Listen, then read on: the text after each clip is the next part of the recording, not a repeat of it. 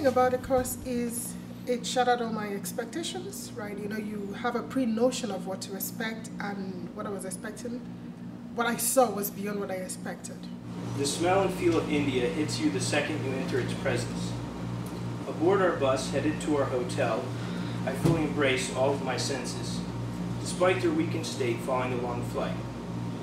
Horns blaring, cars, motorcycles, and rickshaws amidst crowded and unsafe, poorly maintained streets. I think the best thing about this course is how much we did in so little days. I couldn't have experienced India in any better way, and I think a lot of this contributed to our professors and their connections with a lot of people in India.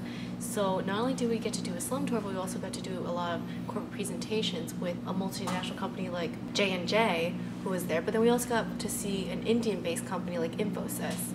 So it was a lot of different perspectives, and we got to see all this in just a matter of 10 days or so.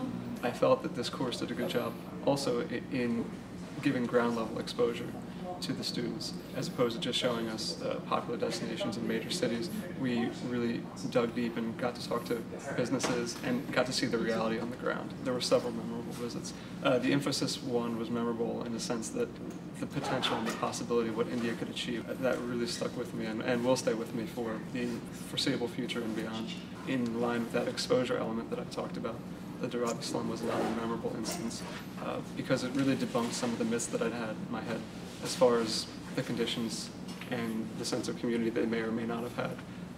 It also served as stark contrast to realities that I see in America and in other poverty-stricken areas in Western nations. And I think we all went to the village and Dharavi with the expectation that we were really going to see people suffering there. And although their conditions weren't great, they had a sense of community, they stuck together. You know, I didn't leave feeling bad for them. You know, they don't have all the things that we have. They don't live in a house with 4 toilets like I do. They don't have separate bedrooms for everybody there, but they were happy, and I really learned a lot from that experience. I am surely going to look into starting my own microfinance company, because so many of them that have started in so many places failed, but I want to start a successful one. It's actually creating ideas in me coming from a place like Nigeria, what you could do with it to help people, but that was like the best. The community life that I saw, it was different for me. It was really interesting. One of the things that really struck me when I arrived in India is the tension. You know, you have this tension between those who have and those who don't have.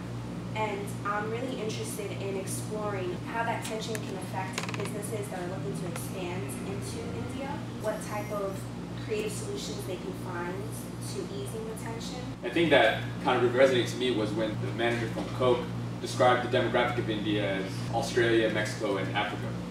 The next phase, when we went to Biocon, the thing that they mentioned there was that it was highly unlikely that India itself would ever launch a novel therapy from their own country.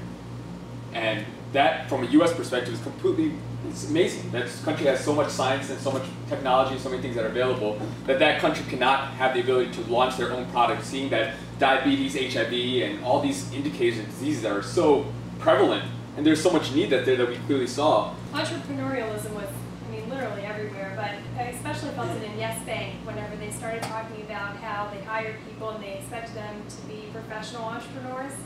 And that meant something to me because, you know, you traditionally either think of you're working for someone else or you're an entrepreneur and you're working for yourself.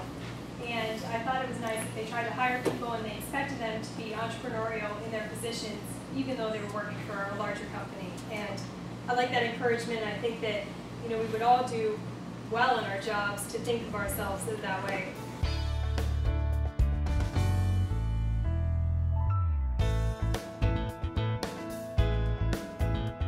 I will go to India at any time.